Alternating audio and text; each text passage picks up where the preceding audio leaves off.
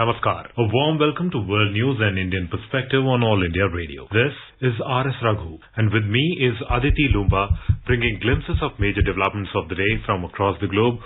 Over the next half an hour, we shall bring you the latest from the world of politics, economy, sports, entertainment, and more. The headlines. Prime Minister Narendra Modi returns to Delhi after concluding his successful visit to Germany, Denmark, and France. Discusses issues of regional and global developments with French President Emmanuel Macron in Paris. Foreign Minister of Italy Luigi Di Maio arrives in Delhi to hold bilateral meeting with his Indian counterpart Dr. S. Jaishankar on Friday. India strongly objects to WHO's methodology to calculate COVID-19 death toll based on mathematical models.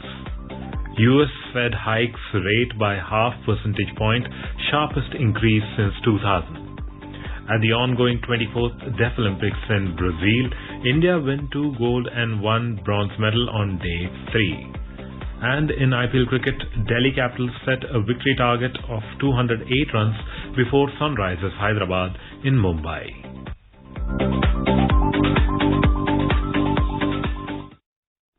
India's Prime Minister Narendra Modi returned to Delhi on Thursday after concluding his successful visit to 3 European countries of Germany, Denmark and France. It was the Prime Minister's first visit abroad this year. In Berlin, Mr. Modi held bilateral talks with Federal Chancellor of Germany, Olaf Scholz, and the two leaders co-chaired the 6th edition of the India-Germany Intergovernmental Consultations IGC. On the second leg of the visit, Mr. Modi travelled to Copenhagen and participated in the second India-Nordic Summit hosted by Denmark. During the second India-Nordic Summit, Prime Minister Modi interacted with other Nordic leaders, including the Prime Ministers of Denmark, Finland, Iceland, Sweden and Norway. On his return journey, Mr. Modi briefly stopped over in Paris and met French President Emmanuel Macron. In a statement, the Ministry of External Affairs said that Prime Minister met President Macron in one-on-one and delegation-level formats. The two leaders held discussions on the entire range of bilateral issues, including cooperation in defense, space, blue economy, civil, nuclear, and people-to-people ties. They also took stock of the regional and global security outlook and discussed ways to work together in making the India-France strategic partnership a force for global good. In a tweet, Mr. Modi said, France is one of India's strongest partners. He said both the nations are cooperating in diverse areas. In today's Hotspot section, we bring you a special program on the outcome of Prime Minister's tri-nation tour to Germany, Denmark and France. Prime Minister Modi concluded his successful visit to 3 European countries of Germany, Denmark and France. It was the Prime Minister's first visit abroad this year. In Berlin, Mr. Modi held bilateral talks with Federal Chancellor of Germany, Olaf Scholz, and the two leaders co-chaired the 6th edition of the India-Germany Intergovernmental Consultations IGC. It was the Prime Minister's first IGC with Chancellor Scholz and also the first such government-to-government consultations of the new German government which assumed office in December last year. During the visit, Mr. Modi and Mr. Scholz jointly addressed a business event. The Prime Minister also addressed and interacted with the Indian community in Germany. On the second leg of the visit, Mr. Modi travelled to Copenhagen and participated in the second India-Nordic Summit hosted by Denmark. The bilateral component of the visit included talks with Danish Prime Minister Mette Frederiksen as well as an audience with Queen Margrethe II. The visit provided both sides an opportunity to review the progress as well as examine ways to further expand the multifaceted cooperation. During the visit, the Prime Minister also attended an India-Denmark Business Forum and addressed members of the Indian diaspora. During the second India-Nordic Summit, Prime Minister Modi interacted with other Nordic leaders, including the Prime Minister of Denmark, Finland, Iceland, Sweden and Norway. Briefing media in Copenhagen, Foreign Secretary Vinay Mohan Quatra said prior to the summit, Prime Minister Narendra Modi also held bilateral summit meetings with his counterparts from Finland, Iceland, Sweden and Norway. His meetings with 4 Nordics leaders started with his meeting with his counterpart from Norway, where the principal focus of discussion and partnership was on 1. Blue economy and its various facets, renewable energy, in particular cooperative possibilities in the field of hydroelectric and green hydrogen. 3. The technology and investment ties. In this context, Prime Minister invited Norwegian pension funds governments to partner in India's growth story. Fourth, in the health sector, in which the two leaders talked about cooperation relating to joint research in vaccines and development of health infrastructure. And five, cooperation in building and restoring water bodies in India. They also talked about continuing cooperation and coordination in the UN Security Council. The summit focused on subjects like post-pandemic economic recovery, climate change, innovation and technology, renewable energy, the evolving global security scenario, and India-Nordic cooperation in the Arctic region. The first India-Nordic Summit took place in 2018 in Stockholm. The Foreign Secretary said Prime Minister Modi also held meeting with his Swedish counterpart. Prime Minister Shri Modi's second meeting was with his counterpart from Sweden, where the principal focus of discussion and cooperation was one on clean technology and sustainable solutions. This was discussed broadly under two rubrics: one relating to the investments by Sweden in India in clean technology and sustainable solution, and two, partnerships in research and innovation in this field, drawing on very successful partnership under the LEAD IT program, which is the program relating to industrial transition. On his return journey yesterday, Mr. Modi briefly stopped over in Paris and met French President Emmanuel Macron. In a statement, the Ministry of External Affairs said the Prime Minister met President Macron in one-on-one and delegation-level formats. The two leaders held discussions on the entire range of bilateral issues, including cooperation in defense, space, blue economy, civil, nuclear and people-to-people ties. They also took stock of the regional and global security outlook and discussed ways to work together in making the India-France strategic partnership a force for global good. Prime Minister's visit to France displayed the strong bond and goodwill not only between the two countries but also between the two leaders. The Prime Minister invited President Macron to visit India at the earliest. A joint statement was issued after the talks. In a tweet, Mr. Modi said, France is one of India's strongest partners. He said both the nations are cooperating in diverse areas. Now let's listen to a discussion on the outcome of Prime Minister's Tri-Nation Tour. The participants are Anil Wadhwa, former diplomat, and Manish Anand, journalist. Prime Minister Narendra Modi is on a 3 European nation tour. He concluded the second Nordic Summit with Norway, Iceland, Finland, Denmark and Sweden. We know that the first Nordic Summit was held in Stockholm in 2018, and the Nordic countries are well known across the world to be the powerhouse of clean technology and also known for innovations. Ambassador Wadhwa, how do you see the second Nordic Summit and its significance given that the global challenges are only compounding day after day? The first Nordic Summit, as you rightly mentioned, was held in 2018. Many years have passed since that event, and the world has moved on since then. India has brought in a lot of reforms within its economy to cope with the issues of climate change and cutting-edge technologies which are fast catching up.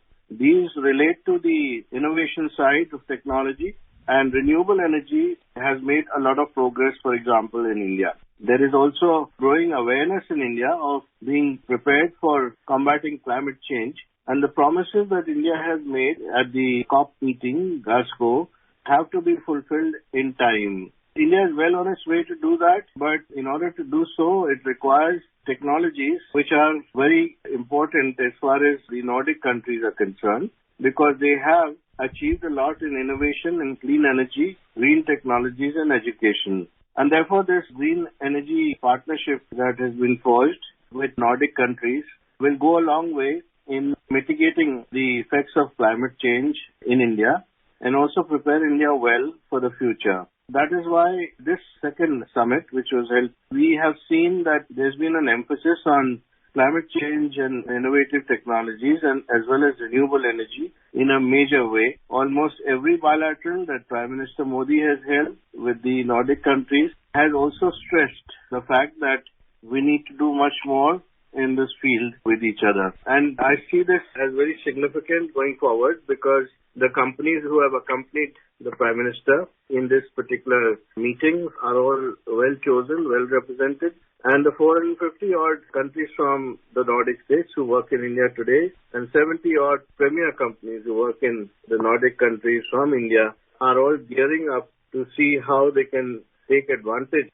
of the four main focus areas: green technology, innovation and digitization, energy independence and renewable energy, water, environment and agriculture, and infrastructure, transport and services.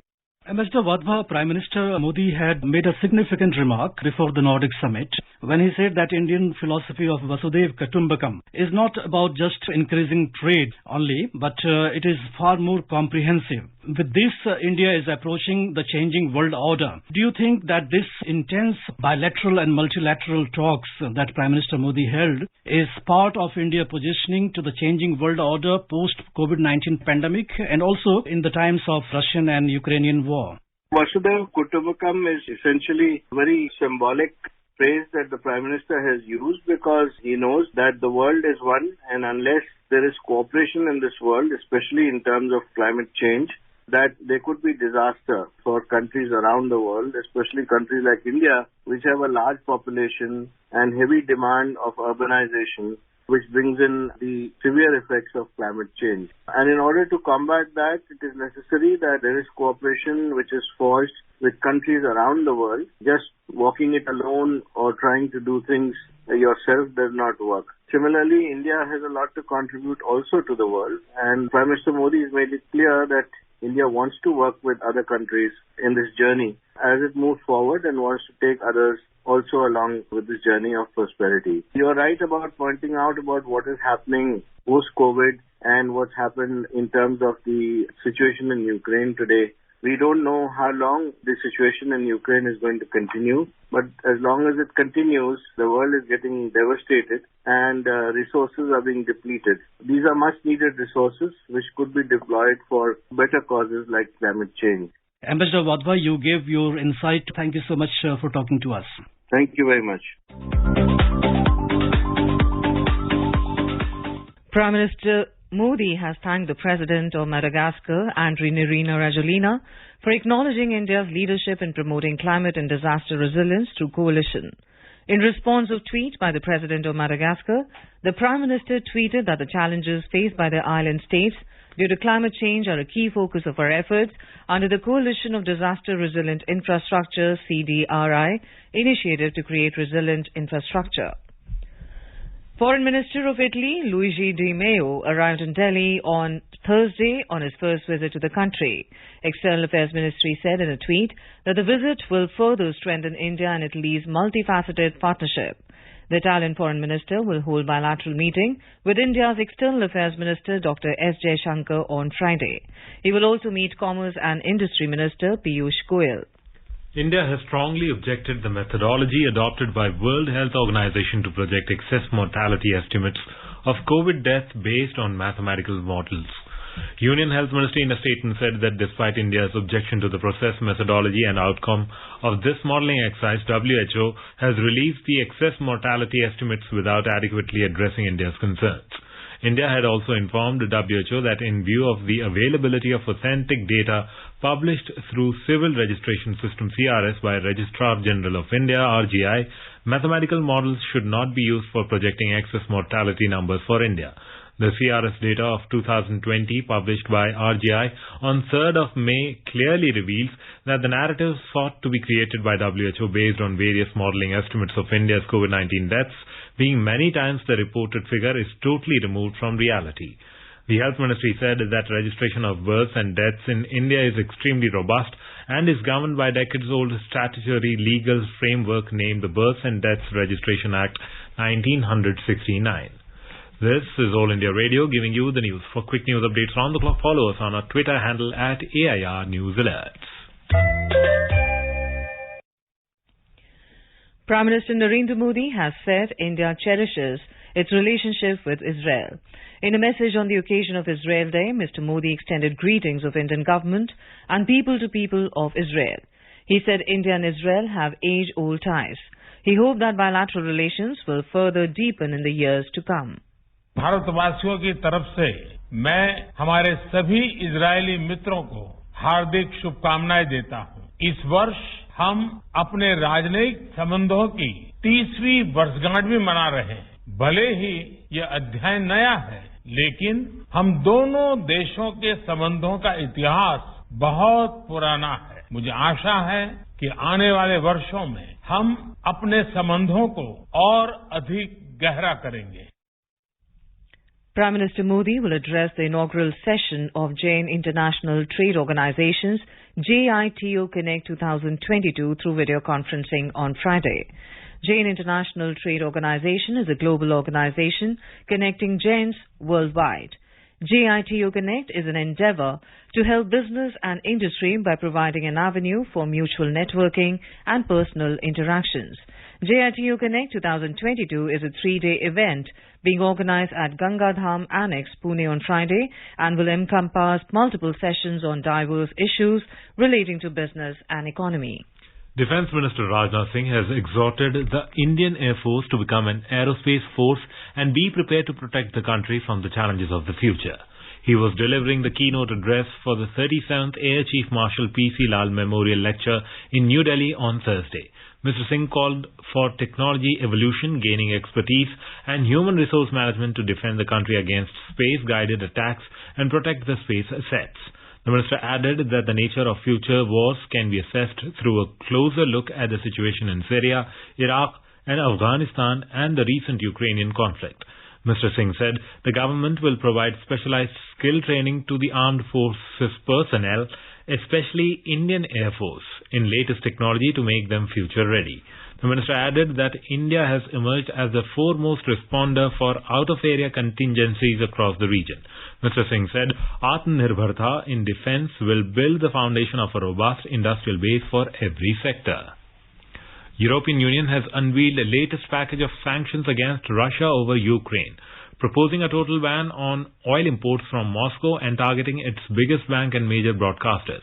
European Commission President Ursula von der Leyen announced plans to cut off European purchases of Russian crude oil within 6 months and end imports of refined energy products by the end of this year. She said the package was aimed at maximizing pressure on Russia while minimizing damage to Europe.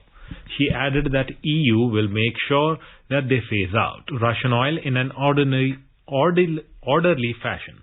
The package has to be approved by EU ambassadors and is set to be signed off in the next few days. U.S. President Joe Biden has said that he would speak with other leaders from the Group of 7 advanced economies this week about potential additional sanctions against Russia over its war in Ukraine. President Biden told reporters that they are always open to additional sanctions. He said this when he was asked about U.S. plans after the European Union proposed its toughest sanctions yet against Russia, including a phased oil embargo. Ukraine's defense minister said that Russia has intensified its offensive in eastern Ukraine. Russia also stepped up strikes on targets in western Ukraine, saying it was disrupting Western arms deliveries, and close Russian ally Belarus announced large-scale army drills. The Kremlin has dismissed speculation that President Vladimir Putin planned to declare war against Ukraine and declare a national mobilization on May 9th when Russia commemorates the Soviet Union's victory in World War II. Mr. Putin has so far characterized Russia's actions in Ukraine as a special military operation, not a war. Asked about speculation that President Putin will declare war against Ukraine on May 9th, Kremlin spokesman Dmitry Peskov said that there is no chance of that and it is nonsense. Peskov also said that people should not listen to speculation that there could be a decision on a national mobilization. The U.S. Federal Reserve hiked interest rate by a rare half percentage point Wednesday night. This is the sharpest increase in interest rate since 2000. The U.S. Central Bank announced plans to shrink its $9 trillion asset portfolio starting next month in an effort to reduce inflation that is running at a 4-decade high. The move, announced after a 2-day policy meeting, will raise the central bank's benchmark federal funds rate to a target range between 0.75% and 1%. Together, the steps mark the most aggressive government tightening of monetary policy at one meeting in decades, aimed at rapidly reducing the economic stimulus that has contributed to rising price pressures. India and Australia have strongly condemned terrorism in all its forms and manifestations and emphasized the need for strengthening international cooperation to combat terrorism in a comprehensive and sustained manner. The 13th meeting of the India-Australia Joint Working Group on Counter-Terrorism was held at Canberra in Australia on Wednesday. Joint Secretary for Counter-Terrorism In the Ministry of External Affairs, Mahavir Singhvi led the Indian delegation of experts to discuss the ongoing counter-terrorism cooperation between the two countries. Both sides stressed on their commitment to coordinate and collaborate on this important element of the India-Australia comprehensive strategic partnership. They condemned the use of terrorist proxies for cross-border terrorism. India-UK Commonwealth dialogue at Director General level was held in New Delhi on Thursday. The Indian delegation was led by Prakash Gupta, Joint Secretary in UN Political Division, along with officials from Ministry of External Affairs. Both sides exchanged views and agreed to deepen their cooperation on a wide range of issues related to the Commonwealth. They also discussed arrangements and outcome documents to be adopted during the upcoming Commonwealth Heads of Government meeting, CHOGM, to be held in Kigali, Rwanda in June this year. The Myanmar Supreme Court on Wednesday summarily rejected the appeal filed by the former state councillor Aung San Suu Kyi against a conviction by a lower court in a corruption case. The lower court in April had sentenced Aung San Suu Kyi to 5 years of imprisonment on the charge of accepting 11.4 kilograms of gold and cash payments worth USD 6 lakh from her protege Phyo Min Thien, who was the Chief Minister of the city of Yangon. This is the first of the 18 offences brought against her, which could carry a combined maximum of 190 years of jail sentence if found guilty. Earlier in defence last year, in January this year, she was handed over 6 years of jail term for breaking a telecommunication law relating to import of equipment, breaching COVID-19 law and incitement against military. Since her arrest last year, after being deposed by the military government in February, Aung San Suu Kyi has been held in an undisclosed location. The Taliban regime in Afghanistan has stopped issuing driving licenses to women in Kabul and other provinces.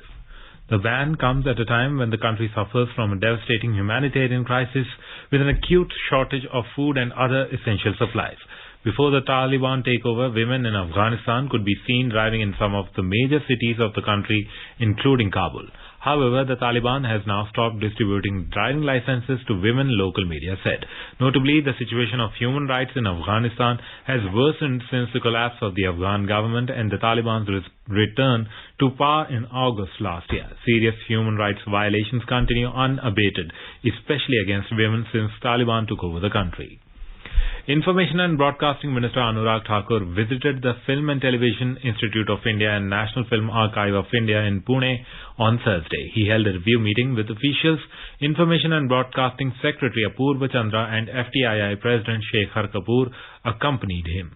Speaking after the review meetings, the minister said FTII is a prestigious institution in India and efforts are being made to take the institute to the global level. A report from the business desk. The Sensex gained 33 points or 0.06% to finish at 55,702, while the Nifty appreciated 5 points or 0.03% to close at 16,683. In global share markets, Asian stocks traded mixed. China's Shanghai Composite Index gained 0.7%, while Hong Kong's Hang Seng declined 0.4% and Singapore's Straits Times fell 0.2%. Trade did not take place in South Korea's Kospi and Japan's Nikkei 225. European share markets were up in intraday trade. Oil prices rose 1%. In intraday trade, Brent crude was trading around $111.30 per barrel. Back home, gold prices rose 815 rupees at multi-commodity exchange for June contracts. The precious metal was trading at 51,425 rupees per 10 gram. Silver prices also gained 1,605 rupees to 63,720 rupees per kilogram for May contracts when reports last came in. And in the forex market, the rupee strengthened 16 paisa against the US dollar. The domestic currency closed at 76 rupees and 26 paisa against the American unit. Anubha Rohatgi for World News, All India Radio. Now let us take a look at the major developments around the world as reported in the foreign press. Now let's have a look at the press reports on China. South China Morning Post reports that a pair of new Omicron subvariants have emerged, raising the possibility that survivors of earlier Omicron strains can get reinfected. Prasar Bharati Beijing reports that Beijing city has stepped up COVID curbs to cut off COVID-19 transmissions. Financial Times reports that China's zero COVID stance is a warning to investors. China lockdowns erode multinationals' revenues. Now let us take a look at the press reports on Afghanistan. New Indian Express states that the Taliban regime in Afghanistan has stopped issuing driving licenses to women in Kabul and other provinces. New Indian Express reports that India and France have emphasized on zero tolerance for the use of Afghan territory for spreading terrorism in other parts of the world. And now let's take a look at the press reports on Nepal. The Rising Nepal reports that the Indian Prime Minister Narendra Modi is arriving in Nepal on May 16. Now the news from Balochistan. ANI reports that on the occasion of Eid on Tuesday, families of Baloch missing persons held a protest against the Pakistan government and security agencies at Karachi Press Club, demanding the safe release of their loved ones. The protesters, led by the activist Sami Baloch, said that their near and dear ones had been picked up by Pakistani security agencies, but their whereabouts had not been declared. Now the news from Pakistan. Dawn has published a report stating that U.S. Secretary of State Antony Blinken has said that the U.S. government is aware of the curbs on media outlets and civil society in Pakistan, and such restrictions on freedom of speech undermine the country's image and ability to progress. Now let us take a look at the press reports from Bangladesh. Bangladesh police detained over 450 Rohingya people, including women and children, on the Cox's Bazar beach a day after Eid al-Fitr, reports BDNews24.com. At the ongoing 24th Deaf Olympics at Caxias do Sul in Brazil, the Indian contingent began their campaign on day 3 with 2 golds and 1 bronze medal. Shooter Dhanush Shrikant struck gold in the men's 10-meter air rifle competition, while Shaurya Saini bagged the bronze, finishing behind Korea's Kim Woo-rim in the 8-man final. The Indian badminton team also won gold, beating Japan 3-1 in the final to make it a double celebration for the country. India is currently placed 8th on the medals table with 2 gold and 1 bronze medal. Ukraine tops the standings currently with 19 gold. In IPL cricket, Delhi Capitals have set a victory target of 208 runs before Sunrisers Hyderabad at Brabant Stadium in Mumbai. In reply, Sunrisers Hyderabad were 117 for 4 in 14 overs when reports last came in. Earlier, Sunrisers Hyderabad won the toss and chose to field first. Royal Challengers Bangalore defeated Chennai Super Kings by 13 runs at Maharashtra Cricket Association Stadium in Pune on Wednesday. In India, the portals of the world-famous Kedarnath Dham will be opened on Friday morning. The Dham is decorated with marigold flowers. Meanwhile, the Panchmukhi Doli of Kedar Baba has reached the Dham. All the preparations have been completed before the opening of the portals. A quick look at the headlines once again. Prime Minister Narendra Modi returns to Delhi after concluding his successful visit to Germany, Denmark and France. Discusses issues of regional and global developments with French President Emmanuel Macron in Paris. Foreign Minister of Italy Luigi Di Maio arrives in Delhi to hold bilateral meeting with his Indian counterpart Dr. S. Jaishankar on Friday. India strongly objects to WHO's methodology to calculate COVID-19 death toll based on mathematical models. US Fed hikes rate by a half percentage point, sharpest increase since the year 2000. At the ongoing 24th Deaf Olympics in Brazil, India wins 2 gold and 1 bronze medal on day 3. And in IPL cricket, Delhi Capitals set a victory target of 208 runs before Sunrisers Hyderabad in Mumbai. And now, before we end, let us listen to Mahatma Gandhi's favorite bhajan, Vaishnav Jan, by artists from Israel.